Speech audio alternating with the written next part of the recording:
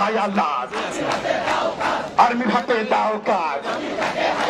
জগন্নাথ বুঝে গেছে সব শালারা বাটপার, আর কারো উপরে আমরা ভরসা করতে চাচ্ছি না। এই সব শালারা বাটপার, আর্মি হবে ঠিকাদার। সব শালারা বাটপার, আর্মি হবে ঠিকাদার। আর্মি হাতে দাও কাজ। 1 2 3